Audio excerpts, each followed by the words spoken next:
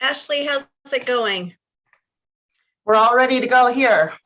Okay, I'm good to go too. Good afternoon, everyone. I'm going to call the Public Works Committee to order. And things first, if we can do a quick roll call for attendance, please.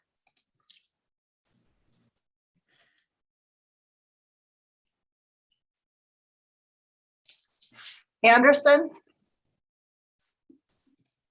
Becerra, Present. Contos, Here. Harp, Hess, Present. Jones, Present. Barrett, Present. Ramos, Cheryl, Present. Basika, Present. Von Lossberg, West,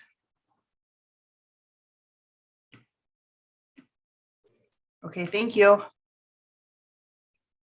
Thank you, Ashley. And if we can put up the information for public participation, that would be great.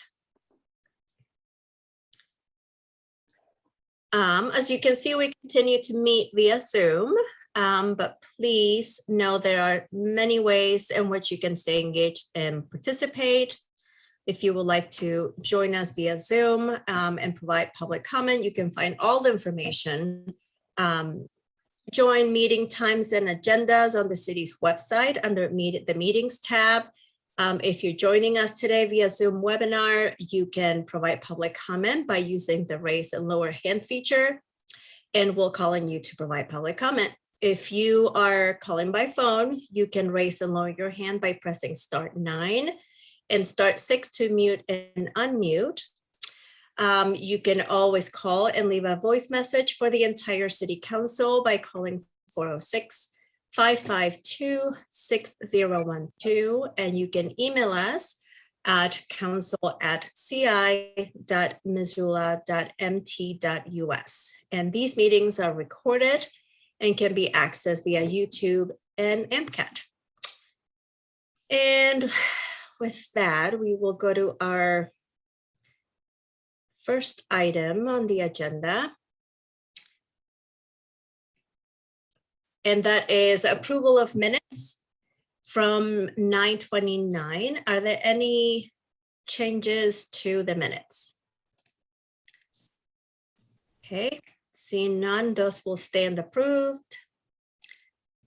We'll do a quick look to see if we have anyone from the public who might want to provide public comment on items not on the agenda.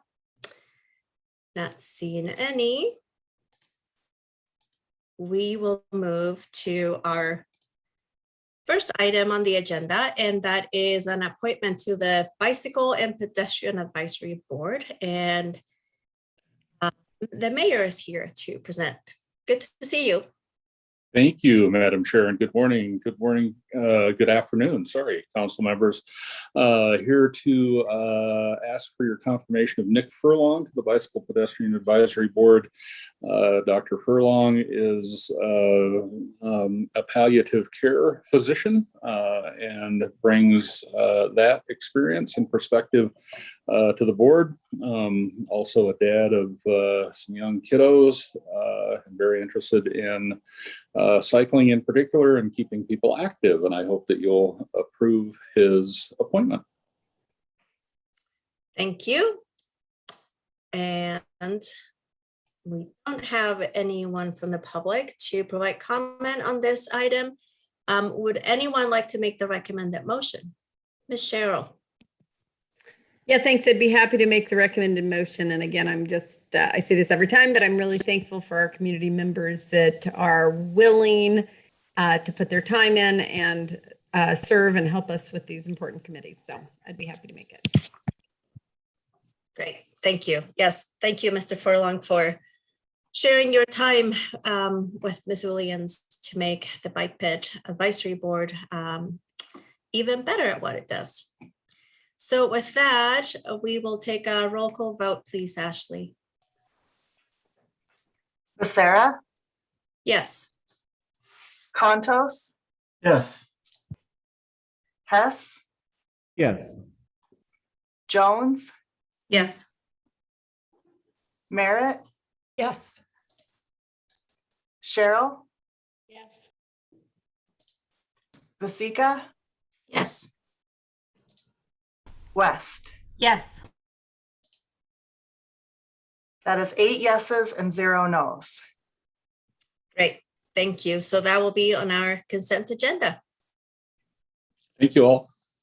Thank you. And Ben, go ahead, please. Thanks. I just wanted to thank the council for approving this. I look forward to working with Dr. Furlong in this capacity in the future. Great. Thanks. Okay, and we will move now to, actually, we are gonna move a couple of things around. So Scott, apologies for the short notice, but we're gonna go ahead and take item 3.5, the professional services agreement with WGM Group for water rights services next. And Ross is here to present. Thank you, Mirta. I am Ross Mullenhauer, the City Engineering Manager, and I'm filling in for Logan McGinnis today, who is unable to attend. So I'm here to ask the council to approve a professional service agreement with WGM Group for water rights consulting services in the amount of $35,076. This is for the Flynn Lowney ditch acquisition.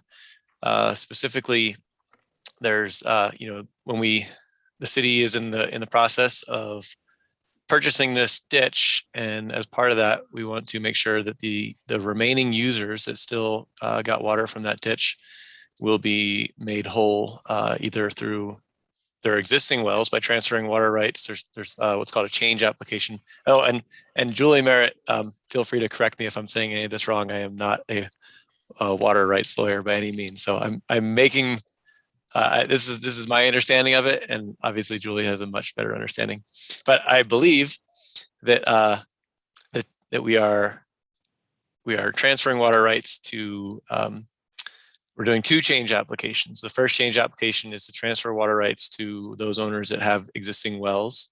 The second change application is to transfer water rights back into the stream, what's called in-stream rights, and I will. By stream, I mean the Clark Fork River, and I'll talk about that in just a second. The other thing you'll see here is for 4 permit applications, and those are for users who used to get their water from the ditch, but now we'll be drilling new wells and we'll be using the water rights. We'll be transferring these water rights that used to be associated with the ditch to those wells. What I was going to say about the Clark Fork River is the remaining rights that will not be used by these users will be transferred back to in-stream flow. And our intention there is to most likely sell those water rights to the Clark Fork Coalition. We do recognize that there's value in those rights, and our plan is to sell them. And I think I can't speak for the Clark Fork Coalition, but I think they would be creating or using those rights to maintain in-stream flows. So this money will be paid for by MRA, and my understanding is that it's already gone to the MRA board and has been approved by the MRA board. I'm happy to take any questions. Thank you, Ross. Any questions from council members, or Julie, anything you might want to add? Go ahead. No, Ross, I think you've got it right. And Ryan Sudbury, who's also on the call, can jump in. This has been an ongoing process. We've seen a couple other items around the Flynn Lowney ditch, and this is just part of that process. And as Ross said, it's important that we make those users of the ditch whole, and that they still have the ability to continue to exercise their water rights. So that's really what this is geared towards. And what will be unsurprising to anyone is I will not be voting on this item. Madam Chair, if I may just add one thing. Yeah, please. Yeah, the one point of clarification, that I don't, not necessarily germane to this contract, but the other part that Ross mentioned, the in-stream flow rights, the Clark Fork Coalition is working with us to help market those to the Columbia Basin Water Transactions Fund that is paid for largely with Bonneville dollars. So we're not selling them to the Clark Fork Coalition, but they're helping us get those marketed for in-stream flow. So we will be selling them. Clark Fork Coalition is involved, but they're more as a providing us services, technical services, and technical assistance on that front. Thanks, Ryan. Thank you. And do you know how much money we could potentially get from selling those rights? The in-stream flow rights. Mm-hmm. Yeah, it's varied, and the Clark Fork Coalition was, wary of saying that it was going to be a certainty. There's always some unknowns with marketing water for in-stream flow. It has to have a definite benefit, and that Water Transaction Fund needs to find that there's a benefit. But if they do, and Clark Fork Coalition is optimistic that they will, they, I think, suggested that it could be in the neighborhood of $100,000 to $200,000. So we're optimistic. Great. And the number of uses that we're making whole here is just a few users, correct? Is it 4 or 5? Yeah, that's correct. For maybe Okay. somewhere. Yeah. Yeah, there were a number of users that we think that are smaller users that are currently receiving water from the ditch that they can qualify for an exempt well, and this will help, I think, that process as well. And then the remaining larger users that do need groundwater rights tied to a conversion from the surface water rights associated with the ditch will be serviced from this process as well. Great. Jordan. Thanks. I'll make the recommended motion. I remain supportive of this entire project and recognize that it's a complex project and happy to support this part of it as well. Thank you. We have a motion on the floor. Amber. Yeah, I'm just curious. Water rights are very complex, I understand. And so if we sell off the in-stream flow rights, is that in perpetuity? How does that work with the new owner? Yeah, so if we go down that path that the Clark Fork Coalition is going to assist us on, yes, they are converted to in-stream flows in perpetuity. They go through a process at the NRC to change them, and they're held by another user for that right. I'm not sure, to be honest, having not gone through that process, I don't know if they're held by that Water Transaction Fund or if they're held by DNRC or Fish, Wildlife, and Parks for in-stream flow benefits. But to answer your direct question, it is in perpetuity. So I was asking this of Ross yesterday. So in a way, we're relinquishing the rights to tap into that resource, right? That's it. We don't have access to that anymore. We wouldn't have access to the groundwater rights associated with the ditch once it's converted to in-stream flows. Right. The city does have a large amount of untapped paper water rights that we think can be used out there. So to the extent we want to put a new municipal water supply well out in that area, we would be relying on our existing rights that we obtained from the Mountain Water Company acquisition. And we did an analysis on the amount of rights associated with the ditch and the surface water that we'd be attaining as part of this acquisition. And it wasn't enough to really move the needle on that front, especially in light of the fact that we do have a lot of paper rights that we think we can use out there. So the decision was made that these would be more valuable as in-stream flow with positive benefit for fish and wildlife and habitat. And so we decided to pursue this venture with the Clark Fork Coalition rather than trying to reserve them for future municipal water use. Yeah, makes sense. Julie, go ahead. I was going to just say what Brian just finished saying is that we did make that analysis of whether or not the city needed that water resource out there to be able to serve the growing community in that part. And it was determined that the Flynn Loney ditch water rights in and of themselves were just not going to be valuable for that type of use. And the city does already have a large amount of water and water rights available to it. And that was supported in the water facilities plan update that was done by the water utility a couple of years ago. So if anyone's more interested and wants to read up on water rights, there's a whole chapter in that facility plan on that. And as far as who will ultimately own the in-stream flow rights, there are options available through that Columbia River Basin Transaction Program that Ryan mentioned. The ultimate owner of those, it could vary. It could be Fish, Wildlife and Parks. It could be Trout Unlimited. So there are some moving pieces that will be nailed down through that process. Great. Thank you, Julie. Okay, we have a motion on the floor.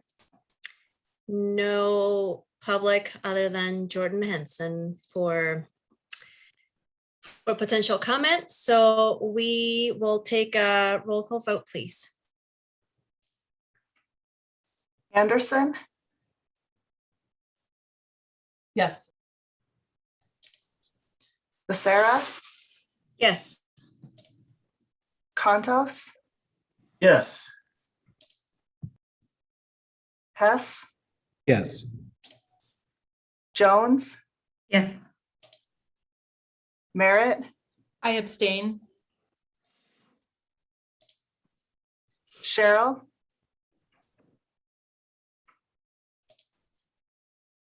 Vasika, Yes. West. Yes. That's 8 yeses and 1 abstain. Great. So that too will go on our consent agenda. Thank you, Ross, and for bringing this forward.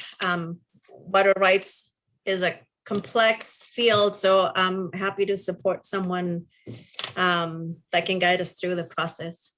Yeah, thank you. Yep.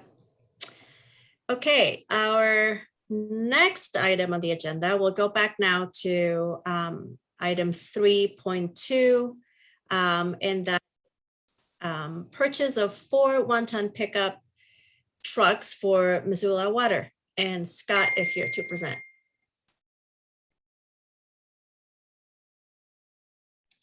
We can't hear you, Scott. Seem to be muted. Thank you, Madam Chair. Scott Caldwell, Fleet Maintenance Director. So I'm here to ask for the approval of purchase for Ford F-350 pickup trucks from National Auto Fleet Groups in Watsonville, California, for the purchase price of $38,489.70 each, a total of $153,958.80. Again, this is from Missoula Water Department. This is a replacement for 4 of their older vehicles. The 4 older vehicles will either be taken out of the fleet and sold at auction, or they'll be offered to other fleets, Parks Department, so on and so other that might need those. This will be funded through the CIP. I believe that the Water Department has been using the financing that the city uses, and then they ultimately will pay the cost of these vehicles through the payment process. But I do believe they've been using the finance process that the city is using. So, but this is an enterprise fund. They do pay for their own vehicles. This purchase comes in the budget by $26,041.20. But most of that remaining funds will be used to install service bodies, flatbeds, strobe lights, work lights, headache racks on these vehicles. This is a cooperative purchase through Sourcewell. And so I'd ask you to approve that purchase. Great. Thank you, Scott. Julie, go ahead. I would be happy to make the recommended motion. Great. Thank you. Quick look, no public to provide comment on this item. So with that, we will take a roll call vote, please. Anderson, Yes. Becerra, Yes. Contos, Yes. Hess, Yes. Jones, Yes. Merritt, Yes. Cheryl, Yes. Vasika, Yes. West. Yes. That's 9 yeses and 0 nos. Great, so that too will go on our consent agenda. And now we move to item 3.3, the purchase of 2 electric parking enforcement scooters. Okay. I'd ask the council approve the purchase of 2 Go Forward electric parking enforcement scooters from MC Electric Vehicles in Seattle, Washington for $39,585 each for a total price of $79,170. These Go Forward scooters are electric. They'll be replacing 2 older units. The 2 older units will be sold at auction. This is also an enterprise fund, so they pay for their own vehicles, but I do believe they will be using the city finance and then making those payments. This is approved on the CIP for the replacement program. It does come in under budget. There was budgeted $90,000 for this purchase, and it comes in at $79,170. This is a cooperative purchase through SourceFlow, and Madam Chair had asked a couple of questions, and so rather than come up with those questions, I'm just going to go ahead and just say what she asked, and then answer those questions. So one was, are these scooters more expensive than gas scooters? And the question is, yes, they're more expensive. They're roughly about $4,000 more expensive per unit. With that being said, every electric vehicle that we buy is more expensive than its counterpart gas vehicle. The benefit of electric is there's no fuel costs, no emissions, a lower cost of maintenance, and a smaller carbon footprint. The second question she asked if we are trying to move toward electric or hybrid fleet. And the answer to that is yes, we are trying to go to electric or hybrid fleet as more often as we can anyhow. Some vehicles you just can't do that with. The city's goal with being carbon neutral by 2025, we believe that the fleet is one of the big gains in carbon reduction. The third question she asked her what type of chargers, where we charge them and what type of chargers. And we have type 1 chargers, which just plug into a 110 volt outlet in the wall, and they are charged at the parking commission garage. They have a little garage that they keep all their scooters in. And that's where these are kept, and that's where they're charged as well. We are looking at possibly in the future going to a type 2 charger, which is actually a hardwired charger that is actually plugged, that is wired to 220. They're a more efficient charger than the 110 chargers. This is again going to be funded through Parking Commission because they are an enterprise fund. And the other question she asked was, how much do we get in auction for these scooters? And it just depends on who actually shows up to the auctions and how badly they want the scooters.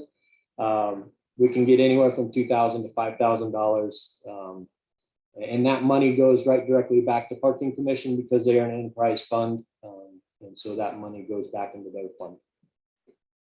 So I'd ask you to approve the purchase of these 2 electric scooters. And if you guys have any questions, I guess I could tell you, I told you where we see our benefits is in maintenance, where we see our benefit is in fuel reduction costs. And so we have been running an electric vehicle for 3 years in Parking Commission. We already have one of these scooters. We're going to replace the other 2 scooters with electric. And what I've seen for the maintenance costs and the costs of per mile and running the electric versus gasoline is the electric is 0.53 or 53 cents per mile. And the gas scooter, its equivalent is $1.48 per mile. So we are seeing a benefit in cost reduction. Obviously, I can't quantify electricity costs because we don't have that metered per vehicle, but just in maintenance costs and gas costs, that's the difference I'm seeing. Great. Thank you so much, Scott, for the answers to all the questions. Any other questions, or Julie, go ahead. Yeah, I do have another question. I think just simply because they're all on the agenda here together, looking at these, the cost of one of these scooters is similar to the cost of one Ford F-350 pickup truck. And that seems a little bit odd, but Scott, maybe since you're someone who obviously knows a lot about buying vehicles, you could maybe explain to us why they're so close in price. It seems like something that a scooter of this size should maybe be less expensive than a F-350 pickup truck. Sure. So obviously F-350 or 250 or F-150, they are made in a plant. They roll down an assembly line and they make 150 of them a day. Scooters are a specialty piece of equipment. They actually, what they do with these scooters is they have Kia cars that they take apart, and they then put them together in these scooters. They come out of the assembly line there, and they make 1 or 2 a day. They don't make 100, 150, 200 a day like Ford does. So their costs are higher. And then on top of that, there is liability in building vehicles, and so they have to cover their liability costs and those types of things. So they have design costs, they have liability costs, they have those types of costs, and then just the sheer volume that they put out isn't near as much as what Ford would put out, and then they are specialty equipment, so they have to design those. So that's why the cost is so much higher for these vehicles. Thank you. That's I appreciate your perspective on that, and I would be happy to make the recommended motion. Great. Thank you. Any other questions from council members? Scott, go ahead. I would add one more thing. And so the reason we go with GoFors, there are some, what maybe you consider a less expensive options out there, but they don't provide the same personnel protection as the GoFors do. These vehicles a lot of times drive right on the side of the roads. They park right on the side of the roads. We have had these vehicles hit before, and they offer a substantial amount of protection for our officers in comparison to the other vehicles that are out on the market. And they have a substantial roll cage that's built inside of them to withstand. We've had them hit at 30 miles an hour, and they withstand those hits. So that's the reason we go this direction. We feel very comfortable putting our officers in these in comparison to some of the other lesser options out on the market, and that's why we go this route.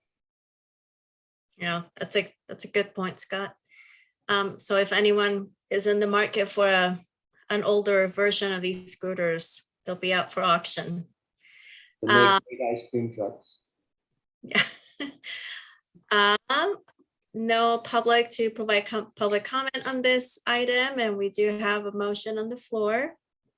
So with that, we'll take a roll call vote, please. Anderson, Yes. Becerra, Yes. Contos, Yes. Hess, Yes. Jones, Yes. Merritt, Yes. Cheryl, Yes.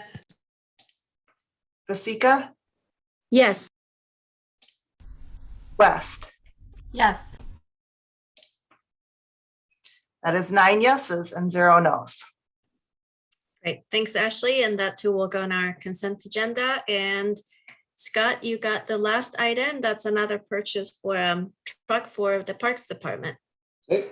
So I'd ask the council to approve the purchase of 2022 Chevy Colorado from National Auto Fleet Group of Watsonville, California for $30,515.74. This purchase is a new request and will be funded through the CLM levy fund. This request is approved on the fiscal year 22. It'll be one of the Q1 budget amendments that you guys will see in the Q1 amendments. It was budgeted for $37,000. It comes in $6,485 under budget. This is a cooperative purchase through Sourcewell. And so I'd ask you to approve the purchase of this. Thank you, Scott. And Julie. I'll just make it 3 for 3 on vehicles. I'll make the recommended motion. Sounds good. Any questions from council members? Okay, no public for public comments. So we'll take a roll call vote. Anderson, Yes. Becerra, Yes. Contos, Yes. Hess, Yes. Jones, Yes. Merritt, Yes. Cheryl, Yes. Vasika, Yes. West. Yes. That is 9 yeses and 0 nos. Great. So that too will go on our consent agenda. And that is all we have for today. Thank you, Scott, for bringing this forward. And sorry that we bumped you after the other item. I'll hold it against you. Okay. Thanks. Thank you all. All right. Thank you.